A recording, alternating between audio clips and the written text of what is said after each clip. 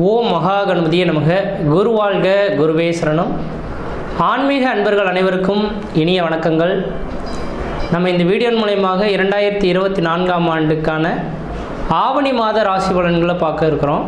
அடுத்ததாக பார்க்க இருக்கிறது துலாம் ராசிக்கான வீடியோ. இந்த துலாம் ராசி அன்பர்களுக்கு இந்த ஆவணி மாத கிரகநிலை ஆராயும் போது உங்களோட ராசிநாதன் சொல்லக்கூடிய கிரகமானது ராசிக்கு 11ஆம் இடத்துல லாபஸ்தானத்தில் விட்டிருக்கிறார். அதாவது ஆவணி மாதம் 8 தேதி காலகட்டம் வரலும் அவர் வளர்ச்சி பெற்றிருக்கார் அப்படின்னு சொல்லலாம். ஆவணி மாதம் 8ஆம் தேதிக்கு பிறகு பார்த்தீங்கன்னா அவர் ராசிக்கு 12ஆம் இடத்துக்கு வர இருக்கிறார். நீச பலம் பெறக்கூடிய அமைப்புகள் உருவாதுங்க. அப்போ உங்கள் ராசிநாதன் கெட்டு போயிட்டாரா அப்படின்னாக்கா கண்டிப்பாக கெட்டு போகல. அதை மட்டும் ஆணித்தரமாக சொல்ல விரும்புகிறேங்க. காரணம் என்ன அப்படின்னாக்கா உங்கள் ராசிநாதனான சுக்கிர பகவான் ராசிக்கு 11ஆம் இடத்துல சூரியன், புதன், சுக்கிரன் 3 கிரகத்தோட லாபஸ்தானத்தில் விட்டிருக்கிறார். இந்த நேர காலகட்டம் குடும்பத்தில் எல்லா விதமான யோகங்கள் பெறக்கூடிய காலகட்டம் உருவாகும். ஆனால் இந்த ஆவணி மாதம் 8 தேதிக்கு பிறகு, அதாவது ஆகஸ்ட் மாதம் 24ஆம் தேதிக்கு பின்னர் பார்த்தீங்க அப்படின்னாக்கா கன்னி ராசிக்கு நீச பலம் பெறுறார். அப்போ நீச பலம் பெறுறதுனால உங்களுக்கு உங்கள் ராசிநாதன் வலிமை குறைந்து தானே இருக்காருன்னா அதெல்லாம் கிடையவே கிடையாதுங்க. ஏன்னா அவர் நீச பலம் பெற்றாலும் அவர் நின்ற நட்சத்திர சாரநாதன் லாபஸ்தானத்தில் சொந்த வீட்டில் ஆட்சி பலம் பெறுறார். அப்போ ஆட்சிக்கு நிகரான ஒரு அமைப்புகளானது உருவாகுன்றீங்க. அதனால் நீங்கள் எதுவும் கவலை கொள்ள வேண்டிய அவசியங்கள் கிடையாது.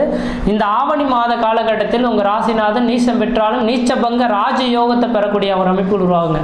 உண்மையாலே நீங்கள் வேணால் குறித்து வைத்து பாருங்கள். இந்த மாத காலகட்டம் போல் பொருளாதாரமும் பண வருவாய்களும் இருந்த மாதிரி ஒரு மாதமாக இருக்க முடியாது. ஏன்னா இதுக்கு முன்பாக கூட கடந்த 3 மாத காலமாக குடும்பத்தில் அந்த அளவுக்கு வளர்ச்சிகள் இல்லை, பொருளாதார அபிவிருத்திகள் கிடையாது. எது செய்தாலும் தடை, தாமதங்கள், வம்பு வழக்குகள், சட்ட சிக்கல்களை சந்தித்து இருக்கக்கூடிய இந்த துலாம் ராசி அன்பர்களுக்கு இந்த ஆவணி மாத காலகட்டத்தில் தான் குடும்பத்தில் ஒரு சுபகாரியங்களும் சுப நிகழ்வுகளும், அழியா சொத்து சேர்க்கையும், வீடு மனை வாசல் வாங்குவது, வீடு மனை வாசல் கட்டுவது, குடிபெயர்றது, குலதெய்வத்துக்கு செய்ய வேண்டிய சடங்குகள் செய்யணுன்றது உங்களோட ஜாதகம் எழுதப்பட்ட விதிங்க.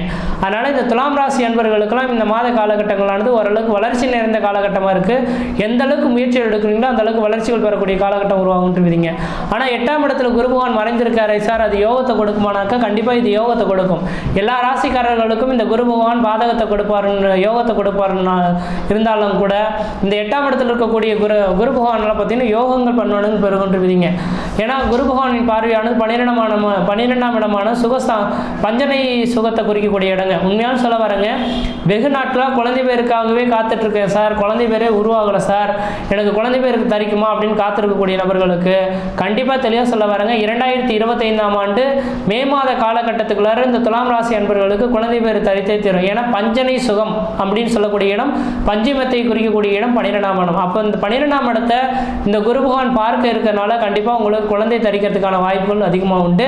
அதே போல் ஊரை விட்டு வெளியூர், வெளிமாநிலம், வெளிநாடு தொடர்பு பெறணும்னு நினைக்கக்கூடிய நபர்களுக்கு வெளிநாட்டு உத்தியோகமானது உங்களுக்கு மிகப்பெரிய ஒரு மன நிம்மதியை தரக்கூடிய காலகட்டம் உருவாகும். ராசிக்கு 2ஆம் இடத்துக்கு இந்த குருவின் பார்வை கிடைக்கிறதுனால குடும்பத்தில் சுப நிகழ்வுகளும் சுபகாரியங்களும், அழியா சொத்து சேர்க்கையும், வீடு மனை வாசல் வாங்குவது, கட்டுவது, குடிபெயர்வது, குலதெய்வத்துக்கு செய்ய வேண்டிய சடங்குகள் செய்யக்கூடிய அமைப்புகளானது இந்த துலாம் ராசி அன்பர்களுக்கு இருந்துட்டு இருக்கும். அதே போல் பார்த்தீங்கன்னா ராசிக்கு 4ஆம் இடமான சுகஸ்தானத்தை பார்க்கறதுனால உங்களுக்கு இந்த நேர காலத்தில் பழமையான வண்டி வாகனங்கள் வித்துட்டு புதுமையான வண்டி வாகனங்கள் வாங்கக்கூடிய யோகங்கள் உருவாகும். வீடு மனை வாசல் வாங்கணும், வீடு மனை வாசல் கட்டணும்னு நினைக்கக்கூடிய நபர்களுக்கு வீடு மனை வாசல் வாங்குவதற்கான காலகட்டமும் கட்டக்கூடிய யோகங்களும் உருவாகக்கூடிய காலகட்டங்களானது இந்த நேரத்தில் இருந்துட்டு இருக்கிறத பார்க்க முடியுதுங்க.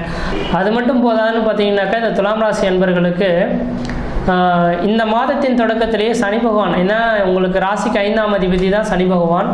ஒரு ஜாதத்தில் 5, 9ஆம் இடத்தோன் அசுபன் சுபன் எவனாயினும் மிஞ்சும் சுபபலன் செய்வான் அப்படின்னு எழுதப்பட்ட விதிங்க.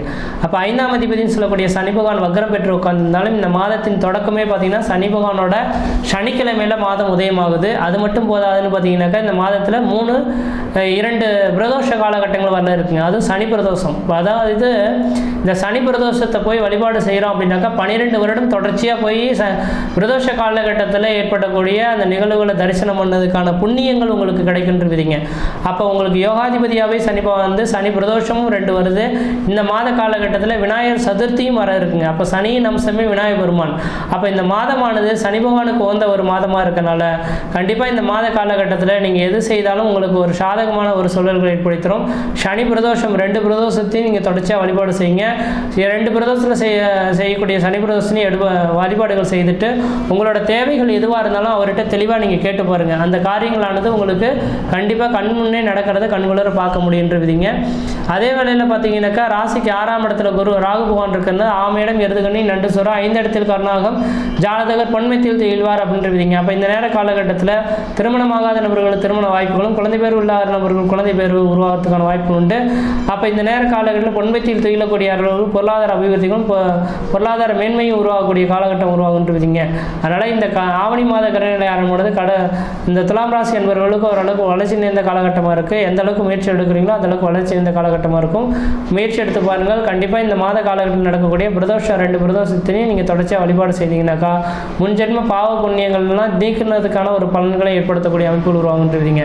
அதனால் ஆவணி மாத கிரகநிலையானது துலாம் ராசி என்பவர்களுக்கு கெட்டவன் கெட்டிலே கெட்டிடம் ராஜயோகம் என்ற விதியின் அடிப்படையில் இந்த மாத காலகட்டங்களானது திடீர் அதிர்ஷ்டங்களும் திடீர் பண வரவுகளும் அழியா சொத்து சேர்க்கையும் வீடு மனை வாசல் வாங்குவது, வீடு மனை வாசல் கட்டுவது, குடிபெயர்றது, குலதெய்வத்துக்கு செய்ய வேண்டிய சடங்குகள் செய்வது, இது மாதிரி சுப நிகழ்வு செய்யக்கூடிய காலகட்டமாக உருவாகுன்றீங்க. எந்த அளவுக்கு முயற்சி எடுக்கிறீங்களோ அந்த அளவுக்கு வளர்ச்சி பெறக்கூடிய காலகட்டம் உருவாகும். முயற்சி எடுத்து பாருங்கள், கண்டிப்பாக வெற்றி பெறுங்கள். நன்றி, வணக்கம்.